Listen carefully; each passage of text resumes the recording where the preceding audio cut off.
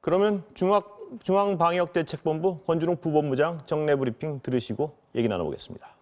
1명이고 어제는 사망자가 1명 발생하였습니다. 명복을 빌면서 유가족 분들에게 애도의 말씀을 드립니다. 오늘 10월 13일 12시 기준으로 국내 주요 발생 현황을 지역별로 말씀드리겠습니다. 먼저 집계 시점 등의 차이로 통계 수치에는 차이가 발생할 수 있습니다. 수도권입니다. 서울특별시 도봉구 다나병원과 관련해서 5명이 추가되어 총 64명이 확진되었습니다. 강남구 승광빌딩 관련해서 1명이 추가되어 총 9명의 환자입니다. 다음으로 경기도입니다. 의정부시 마스터플러스 병원과 관련하여 9명이 추가되어 총 60명의 환자가 발견되었고, 동두천시 친구 모임과 관련해서 조사 중 3명이 추가되어 현재까지 총 18명의 환자가 발견되었습니다. 다음으로 비수도권입니다. 먼저 강원도 강릉시 지인 모임과 관련해서 지난 10월 9일 첫 확진자 발생 후 접촉자 조사 중에 7명이 추가되어 현재까지 총 8명의 환자가 발견되었고, 대전광역시 일가족의 식사 및 지인 모임 관련해서 총 21명의 누적 확진자가 발견되었습니다. 역시 대전의 유성구 일가족의 명절 모임과 관련해서 조사 중 13명이 추가되어 총 27명의 확진자가 발견되었습니다. 부산광역시 진구 지인 모임과 관련해서 자가격리 중 1명이 추가 확진되어 총 16명의 환자가 발견되었습니다. 다음으로 특별히 오늘은 해외 유입 확진자가 33명으로 크게 는 상황입니다. 추정 유입 국가로는 중국 외에 아시아가 26명으로 이 중에 러시아가 14명, 일본이 5명, 네팔이 4명입니다. 아메리카가 6명으로 미국이 4명 등을 차지하고 있습니다. 어제 10월 12일에도 29명으로 해외 유입 확진자가 증가하여 증가세가 계속 이어지고 있습니다.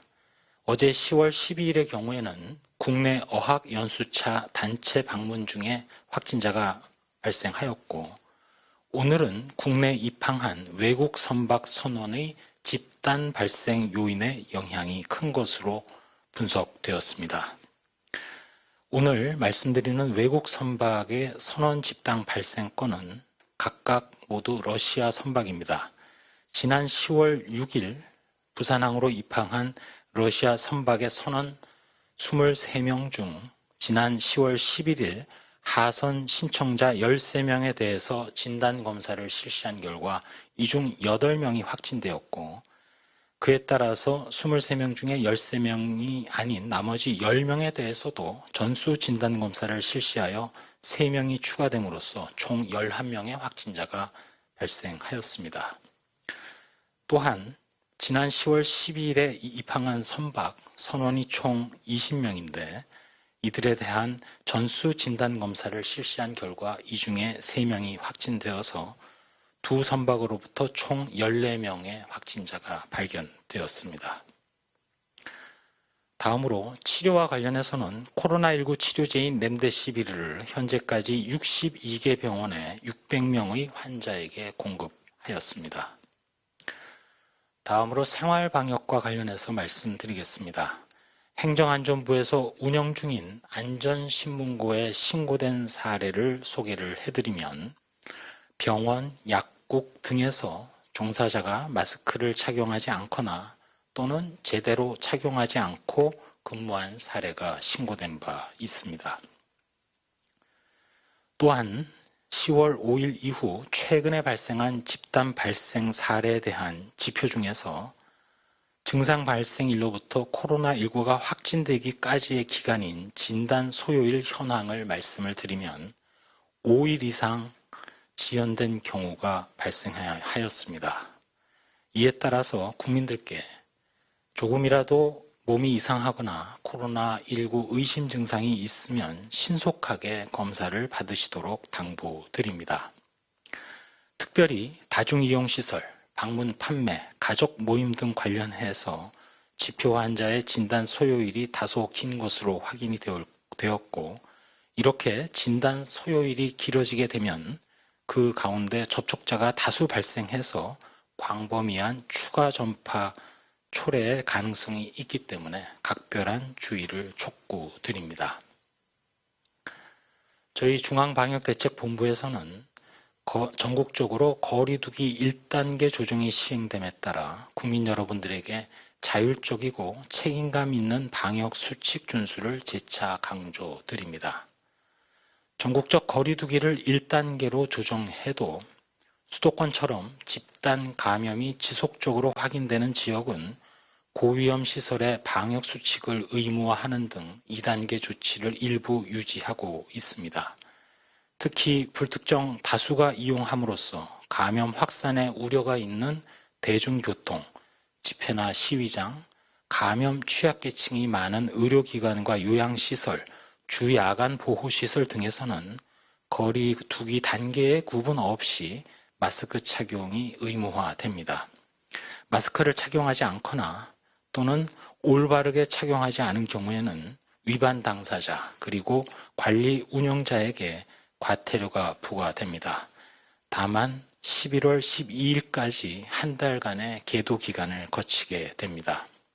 거듭 말씀드립니다만 현재 대규모 유행을 억제하고 거리두기 1단계로 조정할 수 있는 것은 국민 여러분들의 자율적이고 책임감 있는 방역 수칙의 준수 때문에 가능하기에 앞으로도 계속 방역 수칙 준수를 생활화해 주실 것을 부탁드립니다. 마지막으로 한 말씀 드리겠습니다. 현재 코로나19의 국내 발생은 두 자릿수 상황입니다. 비록 우려했던 추석 연휴 이후에 과거 5월이나 8월 중순과 같은 폭증은 억제되었다고 조심스럽게 판단하고 있습니다. 그렇지만 최근 2주 동안 신규 확진 환자의 약 80%가 수도권에서 발생하고 있고, 따라서 인구가 밀집된 수도권을 중심으로 해서 집단 유행의 가능성이 여전히 잠재되어 있습니다. 경각심이 요구되는 상황입니다. 저희 방역당국이 거리두기를 1단계로 조정하면서 자율과 책임을 원칙으로 방역대책을 추진한 배경은 첫 번째로 코로나19 유행 때마다 거리두기에 적극적으로 참여하고 헌신하시는 국민 여러분들의 노력이 실제로 성과로 나타났기 때문입니다. 방역수칙을 준수하고 계신 대다수 국민을 믿고 선택한 길입니다. 두 번째로 계도 기간을 한 달간 두기는 했지만 감염병 예방법의 개정으로 마스크 미착용 및 방역수칙 위반 시 과태료 등의 실질적인 처분이 이루어짐에 따라서 코로나19 방역에 대한 개별적인 책임을 강화할 수 있는 기반도 조성되었기 때문입니다.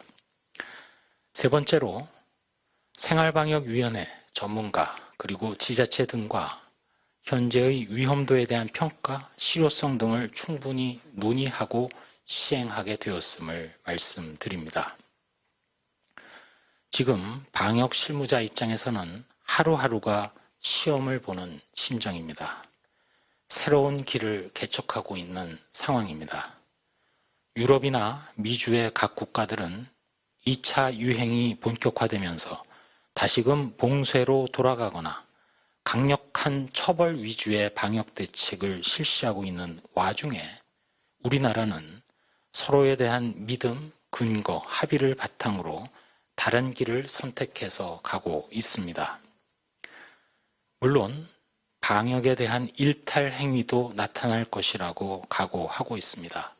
예컨대 거리두기가 되지 않는 소모임, 종교 행사, 불법 방문 판매 행위 등의 행동을 통해서 코로나19 감염이 일부 되풀이될 수도 있을 것입니다.